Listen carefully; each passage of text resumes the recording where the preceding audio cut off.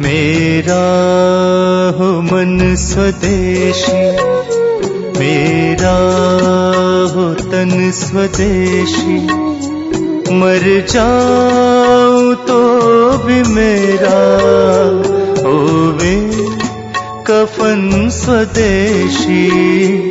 आज से मैं जो सूत्र बताने जा रहा हूं, इनका पालन अगर आप करेंगे तो आप अपने जीवन में 148 बीमारियों से हमेशा बचेंगे।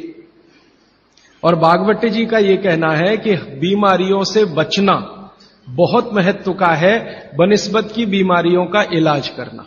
Prevention is better than cure. आज के सूत्रों को थोड़ा ज्यादा ध्यान से सुने। आज से जो शुरू हो रहा है वो फंक्शनल पार्ट है। इस फंक्शनल पार्ट में सबसे पहला सूत्र भागवती जी का, वो कई बार ये लिखते हैं अपने सूत्रों में कि खाना महत्व का नहीं है, खाने को पचाना महत्व का है।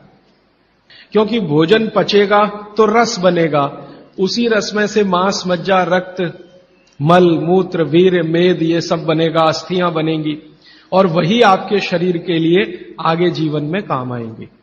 पहला सूत्र भोजनांते विषम वारी। इसका सीधा सा अर्थ है भोजन के अंत में पानी पीना विष पीने के बराबर है।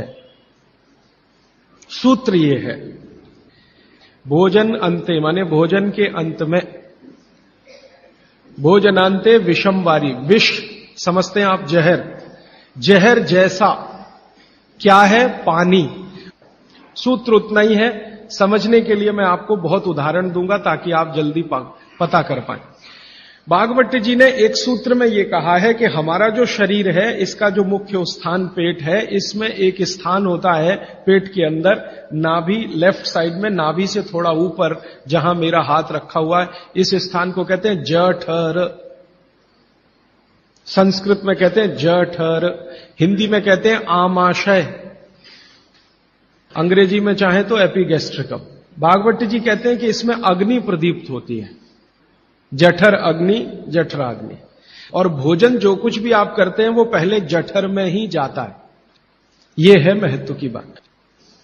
आपने रोटी का पहला टुकड़ा मुंह में डाला और जैसे ही टुकड़े को चबाना शुरू किया, लार बनना शुरू हुआ, तुरंत अग्नि प्रदीप्त हो जाती पहले ही टुकड़े में। तो ये अग्नि प्रदीप्त हुई। अब आप जो भोजन कर रहे हैं ये इस अग्नि के प्रभाव में पचेगा। तो भोजन के पचने की क्रिया में पहले भोजन रस में बदलेगा। पहले पेस्ट बनेगा, जैसे टूथपेस्ट की कंडीशन होती है वैसा बनेगा, लुगदी जैसा। फिर उसमें से रस बनेगा, फिर रस में से सब कुछ बनेगा। अब ये अग्नि भोजन को पचा रही है और आपने भोजन पूरा करते ही पानी पी लिया, गट गट गट गट गट गट, तो क्या हुआ? अग्नि शांत हो जाएगी। अग्नि का पानी से मेल नहीं है, दुश्मनी है। तो आपके पेट में खाना खाते ही अग्नि जल रही है। अब आपने पीछे से गिलास, 2 गिलास पानी पी लिया।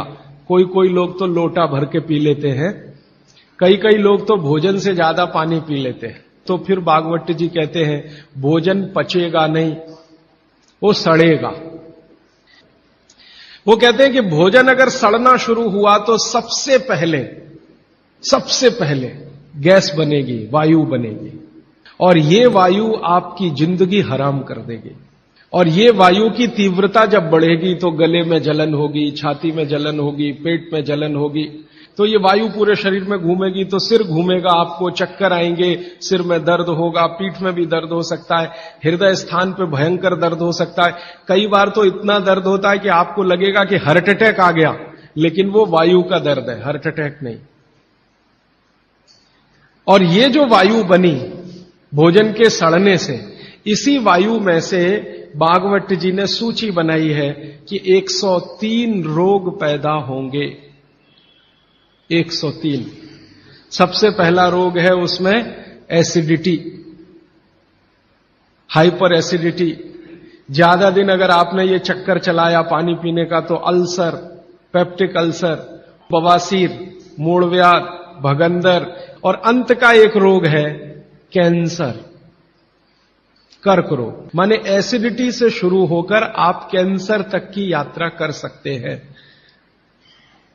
और बाद में भागवती जी कहते हैं, वो भी बता देता हूं, वो दूर का सूत्र है लेकिन यहीं पे ले आता हूं उसको, कि आपका जो भोजन सड़ेगा तभी कोलेस्ट्रॉल बनेगा। अगर भोजन का पाचन हुआ तो कोलेस्ट्रॉल शून्य रहता है। आप जानते हैं शरीर में दो तरह का कोलेस्ट्रॉल है, एक गुड और एक बैड।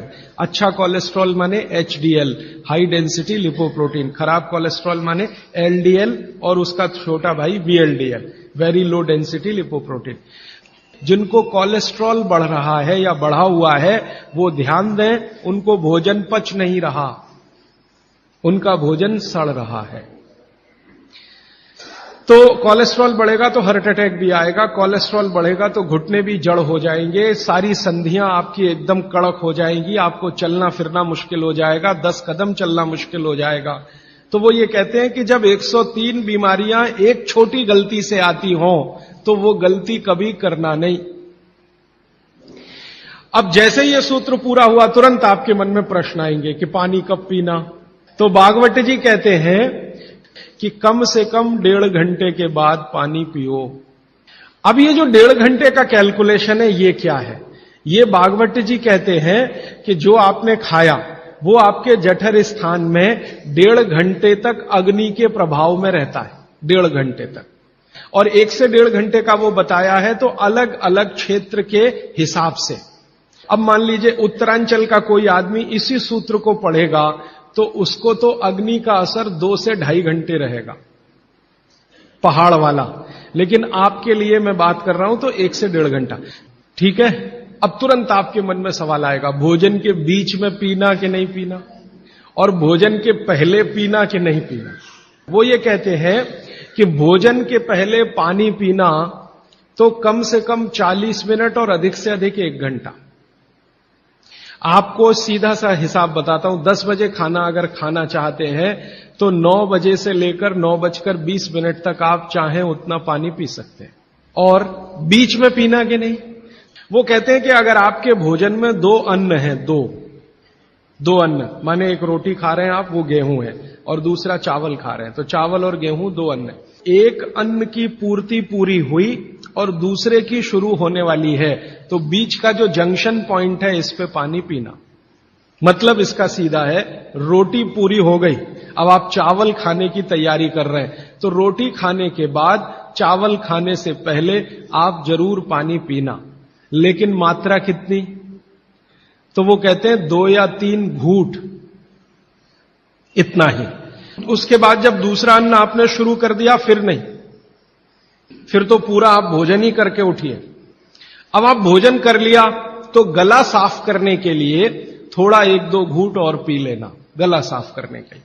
अब आपके मन में तुरंत एक प्रश्न आएगा कि भोजन के अंत में क्या पीना, फिर पानी तो नहीं पीना, 1.5 घंटे तक तो नहीं पीना, तो कुछ पी सकते हैं। तो भागवत जी ने 3 चीजें बताई हैं, उसके लिए पूरा सूत्र लिखा है कि भोजन के अंत में सबसे अच्छी चीज जो पीने के लिए है वो है छाछ, वो है मट्ठा, दही का तक्रम।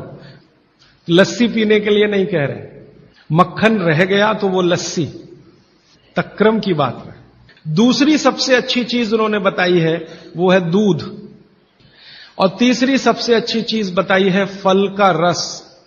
जिस मौसम में जो फल आता है उसका रस, माने मौसम के विरुद्ध के फल नहीं। आज का मौसम आम का नहीं है तो आम का रस अभी पिए तो नहीं चलेगा। तो आप ये कहें कि कोल्ड स्टोरेज से लाया हुआ संतरा और उसका रस निकाला या मौसम्मी का रस, ये सर्वनाश करेगा, सत्यानाश नहीं सर्वनाश करेगा।